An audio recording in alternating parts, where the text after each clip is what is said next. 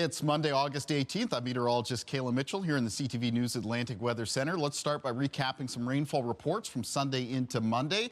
Some areas picking up decent 15 to 25 millimeters of rain, much needed, though it wasn't everybody. A lot of other areas finished between 5 and 10 millimeters of rain. Still need more rain in the region. Conditions still very dry. And of course, we have those ongoing wildfire situations. Today, across the region, in the wake of that weather system, mix of sun and cloud, still a chance of isolated showers around Prince Edward Island, the north shore of Nova Scotia, and locations in Cape Breton. Wildfire smoke is still present in a number of areas. We have some air quality statements in and around Miramichi, as well as Annapolis County and Queens County in Nova Scotia. The winds today would be directing the wildfire smoke towards the south. And so where it is present near the surface, air quality will be reduced. Speaking of those winds, we'd like to see them lighter than what they are today. They're a little bit the blustery side. Some of the gusts be getting up between 30 and 40 kilometers per hour. Relative humidity is also lower today because the winds are out of the north. Now, the winds are expected to get a little bit lighter as we move through tonight, and tomorrow they should be a little bit lighter than what they are today as well. Taking a look at our timeline for the rest of this afternoon into this evening, aside from those few areas with a chance of a shower, most of the high temperatures today will be around the high teens and low 20s. Cooler night ahead in that north wind across the Maritime region by 9 p.m.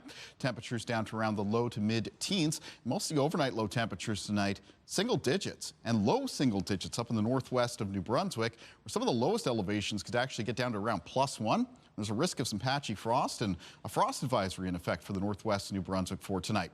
Now tomorrow, high pressure in place, mostly sunny except for some high cloud cover around western areas of New Brunswick and the southwest of Nova Scotia. And a little bit cooler again with high temperatures mostly between 19 and 22 degrees. Want to bring you an update on Hurricane Erin. Erin had some pretty wild changes in its intensity over this past weekend.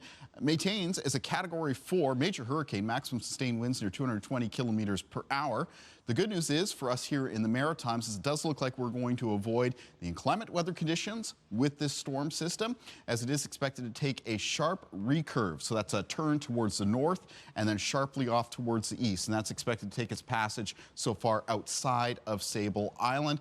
Continue to keep tabs on it in case something changes, but that looks like the most likely path for the storm right now, which means we avoid most of the on-land weather impacts. Now, some of the outermost marine areas at the end of this week and into the start of the weekend could be contending with some tropical storm force winds, some hurricane force winds. So marine interests, of course, will continue to keep tabs on the forecast for those areas. Additionally, there may be some concerns when it comes to some increased rip currents around coastal areas of the Maritimes towards the end of this week. A rip current is a strong current that moves away from the shore and back out towards the ocean. The danger for swimmers is you can get caught in that current, try and swim against it, exhaust yourself, and then you can get in trouble in the water.